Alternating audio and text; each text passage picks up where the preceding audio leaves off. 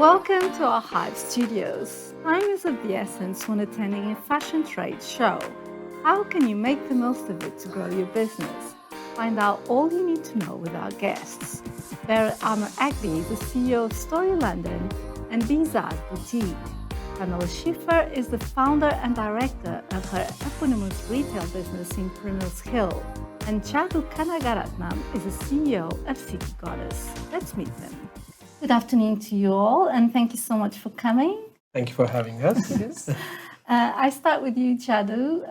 How can fashion brands prepare for a trade show to ensure maximum exposure to buyers? So I'll share our experience of how we prepare, and I'm sure that will help the brands who are going to participate in the trade shows in general. Mm-hmm. For us, the main thing is getting the products, what we are going to showcase. We do short orders and also forward orders based on what we have in stock, what we have coming in and things like that. So we always tend to get the stock ready. The style selection is very important because we know we have our existing customers coming in. We know we will be in touch with potential buyers who have never purchased from us and things like that. We would have made communication with them. They'll be visiting us at the stand. So we have different type of buyers normally coming to us. So we have independent boutiques, we have high street buyers, we have buyers from different countries as well. And so what we want to make sure is it fulfills whoever is coming to our stand. How about you, Pamela? From a point of view of a buyer, what do you look for when when you're at the show, or how much preparation do you do before coming to the show? Do you already know which brands you're going to visit? How does it work? It's a mixture, really, to be honest. So I always try to check out from our existing brands if they're going to be at the show, so we can have a look around what they're doing to get an overview of their collections. But it's also about, for us anyway, is about new product, whether it's collections or whether it's a different brand type altogether, maybe homewares or that kind of thing, something we've never tried before.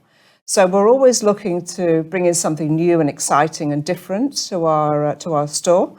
And also there's the chances as well now with Brexit, since Brexit, that some of our collections don't have agents in the UK.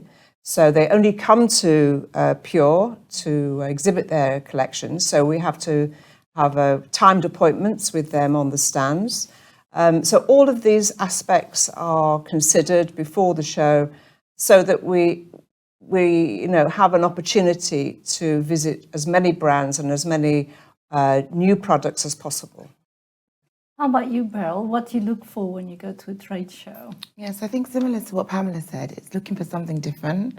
I'm very touchy-feely, so I want to see what the product's like, what the colours are like, what the collection's like, the cut, how it fits, how it will fit into what we already stock in the store as well. I think it's generally about a brand that will work with us, especially since Brexit. I think that's been a big thing for retailers in the UK. So there's some brands that we can't work with anymore, don't want to work with us anymore purely because we're in the UK. So that's the number one thing for us at the moment now. And then just something unique, something that I feel will fit in with our brand and existing customers that they'll like.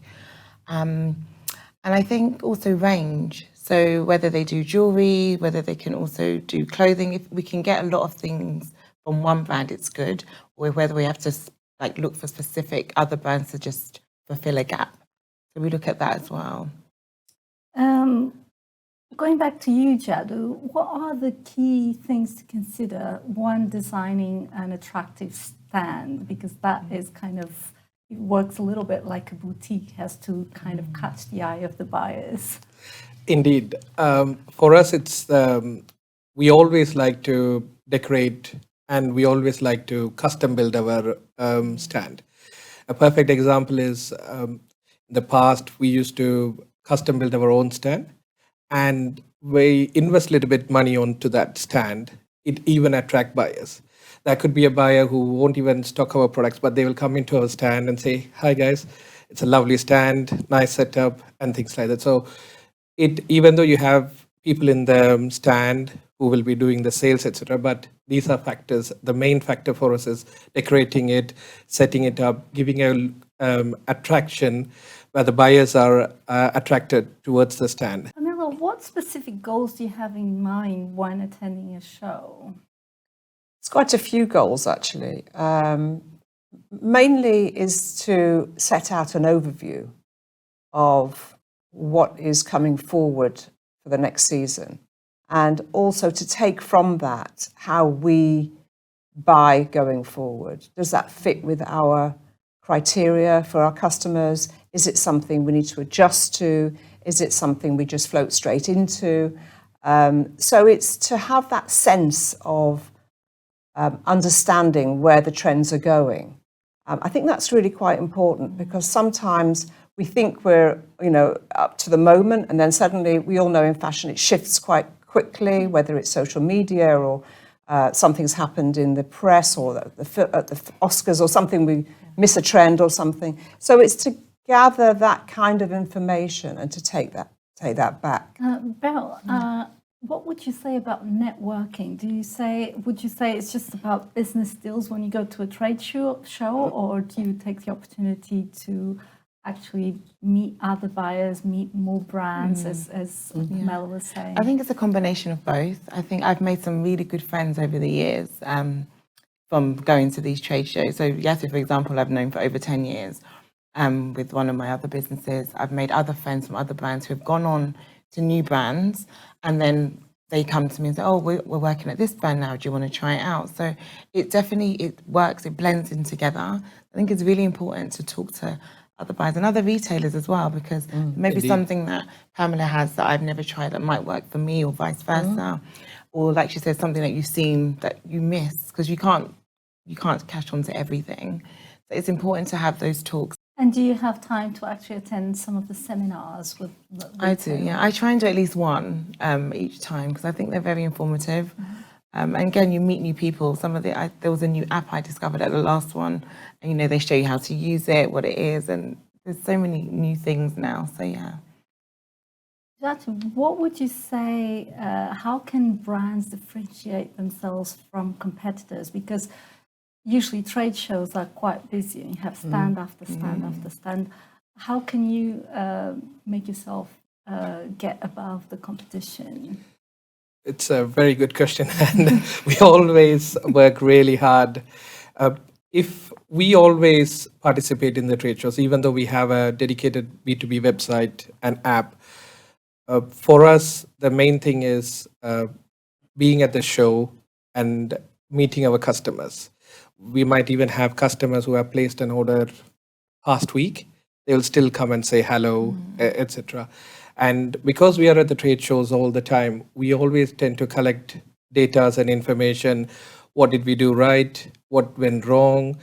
What was the feedback from our buyers, customers? What are they expecting from us? So we take all these data into consideration, preparing for any show in the future, whether it's a show at Pure or Moda or Spring, whatever it is.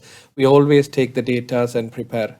With the data, so as I mentioned earlier, for us, the stand must be attractive. It should do its job, like it will attract the buyers with the stand built itself. So that's one thing.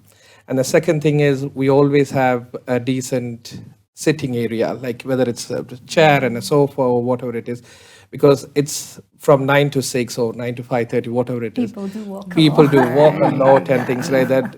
We have customers who will come and leave the bags at our stand. They will say, I'm going to this stand and things like that.